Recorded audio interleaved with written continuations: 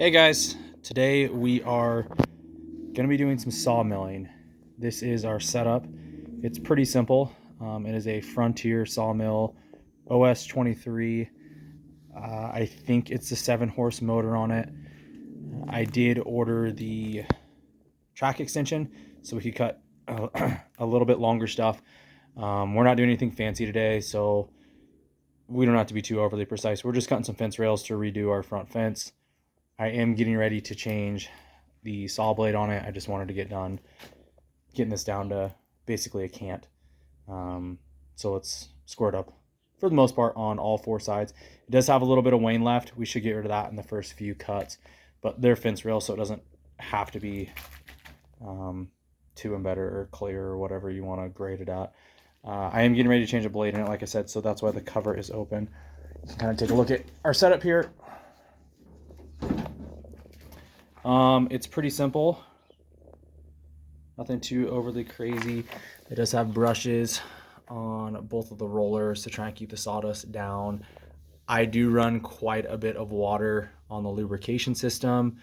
We're cutting pine, so it's not a hardwood. The fact that I run so much water means I do have to kind of open it up and clean it out a little bit more. You get a lot of sawdust sticking to it. If you're not familiar with the Frontier line of sawmills, it's kind of the, I wouldn't say absolute low end version. I think it's probably better than the Harbor Freight,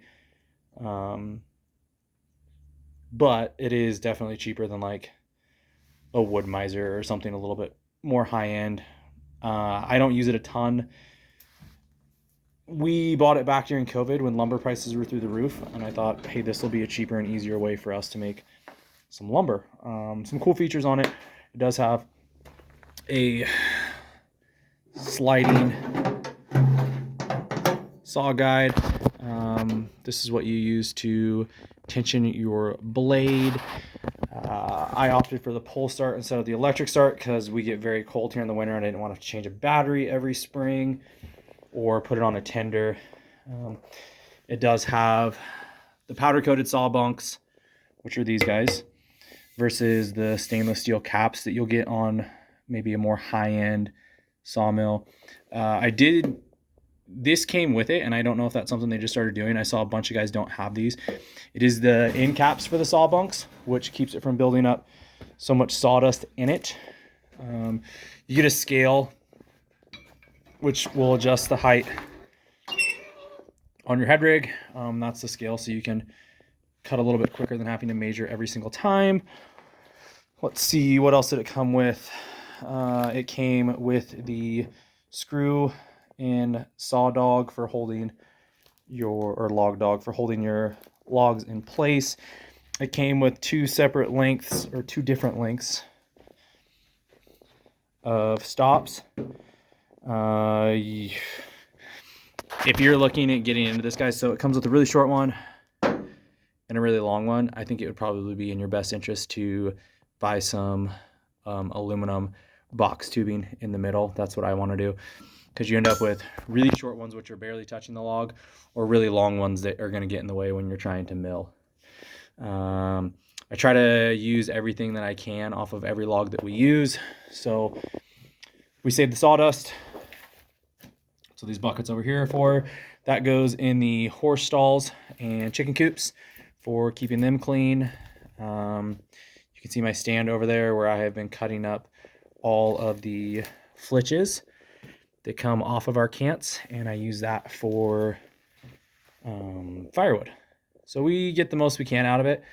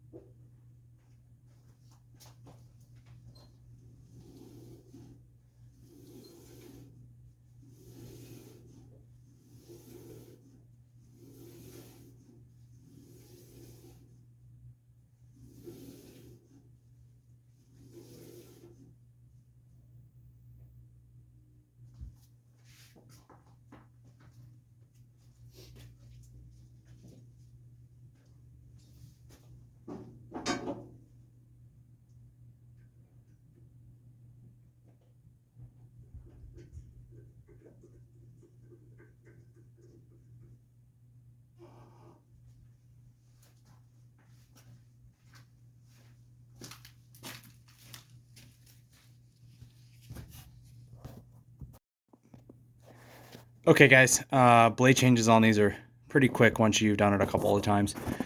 The first time that you get your sawmill, you can adjust the drive wheels. I should say, the drive wheel and what I would call the idler wheel. You can adjust them side to side, which will make your blade walk forward or backward depending on the angle of them. If you saw after I got the blade on, I spun this wheel in the direction that the blade will be turning when it's running. And I did that probably 4 or 5 rotations just to make sure that once I got my tension on the blade, that the blade was going to ride where I want it to on the wheels themselves. If you have the angle wrong on the wheels, the blade will try to walk either forward or backward, and it will walk off of the wheel, and it can be dangerous. I mean, you're going to throw a blade if that happens. Luckily, this is fully enclosed, and this is your shutoff switch. If it comes open, it automatically shuts the saw off. One thing that I did change that is probably not the most safety conscious, but I kind of had to do it for what we do around here. So I saw a guy in a video who said the one thing he would change on the Frontier Sawmill is sawdust extraction. You can see where I grabbed a pair of bolt cutters and I cut out all of these bars that were there. I left a couple in case the blade breaks. The blade will shoot out that hole if it breaks in the right spot, and it can be dangerous.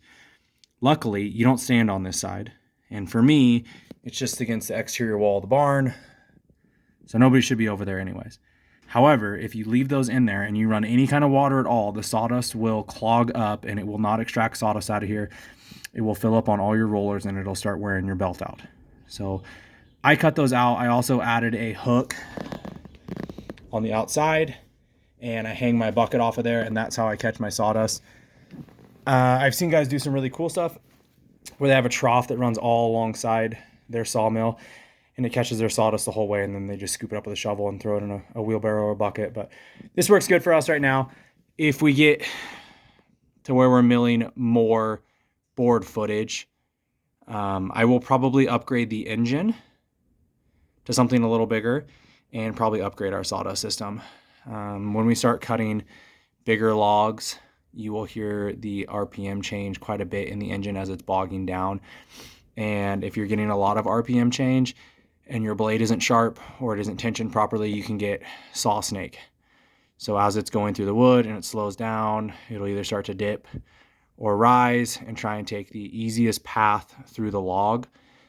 And you can see on some of ours, I'll pull some out later and show you that it started snaking quite a bit. Luckily, they're just going to be fence boards, so I'm not too concerned about it. But if you are trying to do something with a nice finish, you want to keep your RPMs and your feed pressure really steady, and that's going to give you the best possible finish. And obviously, if you're going for a finished wood or something like that, you're probably going to want to have a planer so that you can get, instead of a rough cut finish, you'll get a nice smooth finish like a board that you would buy at Home Depot. So, but I think I've killed enough time talking. Let's get down to cutting and let's make some fence boards.